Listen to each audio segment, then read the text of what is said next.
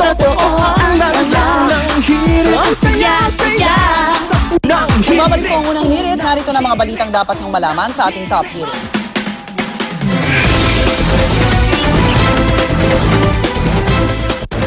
Ininspeksyon ng Mines and Geosciences Bureau o MGB ang ilang landslide-prone areas. Ang Barangay San Rafael sa Rodriguez, Rizal, kabilang po sa 8,000 barangay sa buong bansa na inirekomenda ng MGB na dapat nang magpatupad ng relokasyon dahil sa banta ng landslide. Kaya naman noong 2009, naglagay po sila ng marker doon bilang babala na napakadelikadong manirahan sa naturang lugar. Pero ang napansin ng MGB mula nang itayo ang marker, lalo pa raw dumami ang mga nakatira sa paanan ng bundok. Ayon sa ilang residente roon, alam naman daw nilang delikado ang lugar, pero wala naman daw silang ibang mapuntahan. Kaya payo ng MGB sa mga nakatira sa landslide-prone areas, iwasan po ang pagtatanim ng puno sa matarik na slope o dalisdis na binubuo ng tipak ng bato dahil pwede rin itong magdulot ng pagguho. Makakatulong naman para tumibay ang slope kung tataniman ito ng isang uri ng damo na kung tawagin ay vetiver grass. Pero kung may senyales na talaga ang nakaambang landslide, lalo na ang biglang pag-agos ng tubig sa paanan ng bundok na wala naman dati, mas mabuting lumikas na lang muna para iwas disgrasya. Hindi naman nakakalimot ang Mines and Geosciences sa pagpapaalala. Matigas lang talaga ulo ng ilan. Marami. Kulang na ba tayo ng lupa? Actually, all places doon talaga. Na walang bayad. Baka yun kasi yun. Wala kasing bayad. Yung pinuntahan ko sa Taytay, yung ganyan sila nakatira sa mga landslide, prone areas.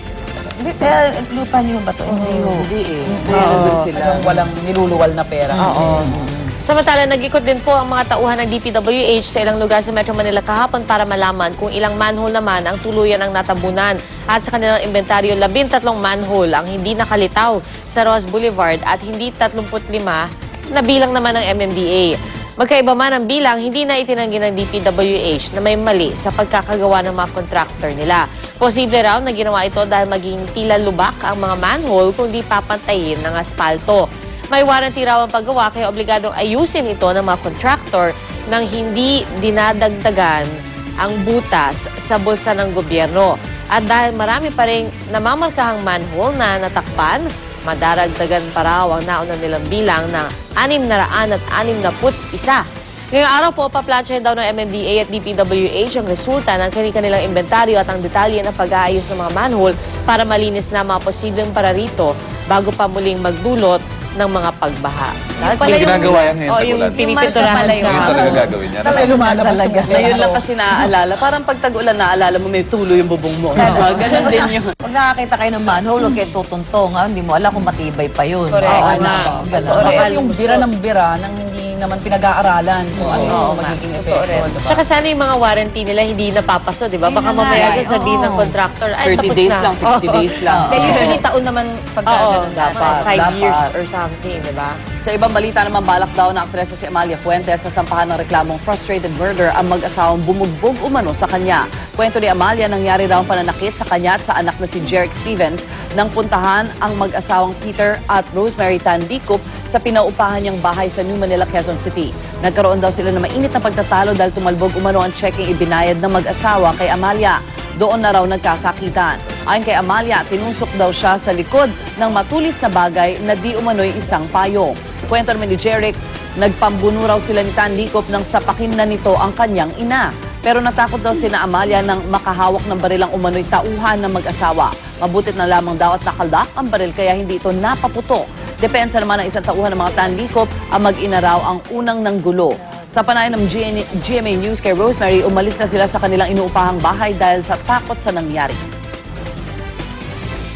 Binaharas nila kami, binabasag nila yung gamit namin. Ever since that we met them, sobrang sama po talaga ng bibig nila. I went to the bank, picked up the check na bouncing check again, and we were just going to hang it nga anywhere but strong rain.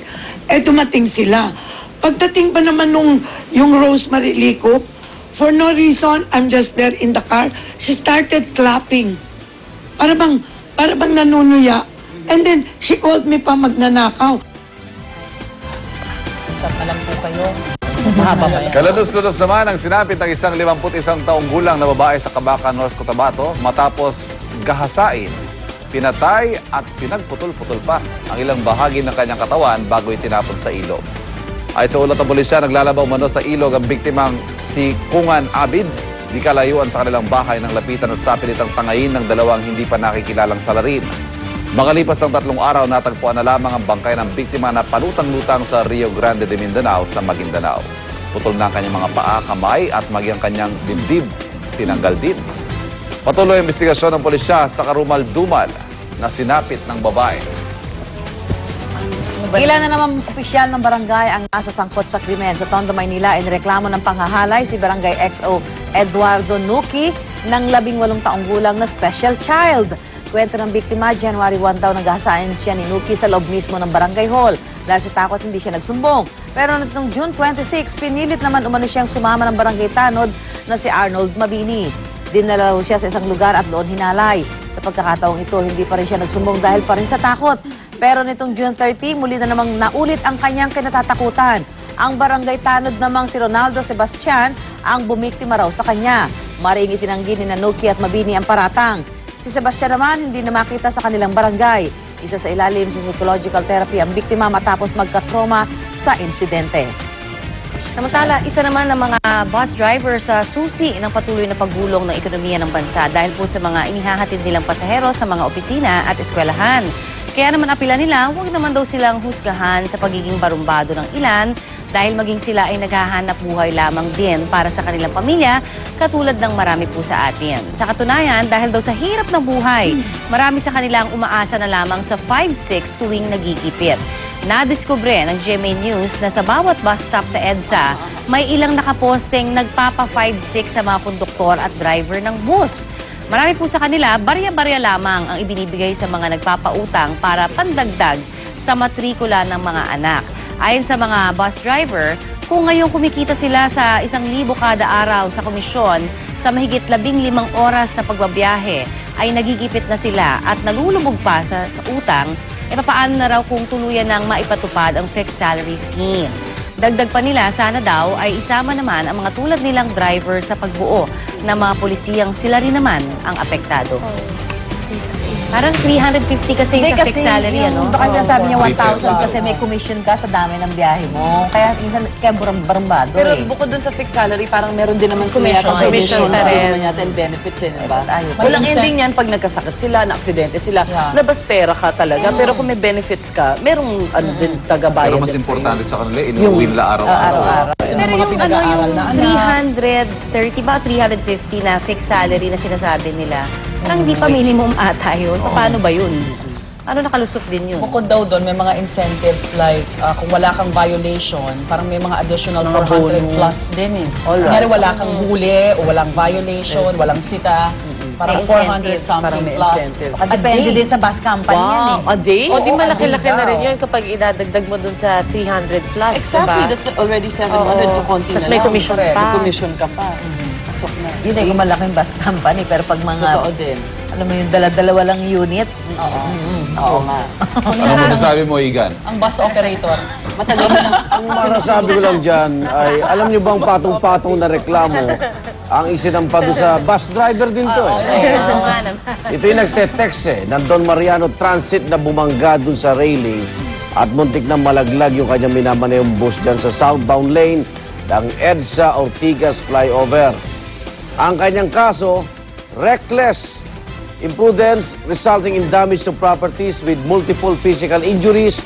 Ang driver po ay si Florencio Beron Jr.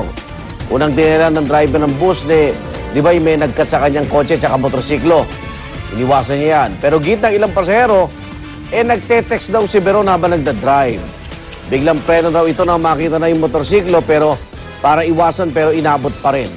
By punto pa raw na pagkatapos sa aksidente, inuna pang hanapin ng driver ng kanyang cellphone. Kaya tulungan yung kanyang mga sugatang pasahero.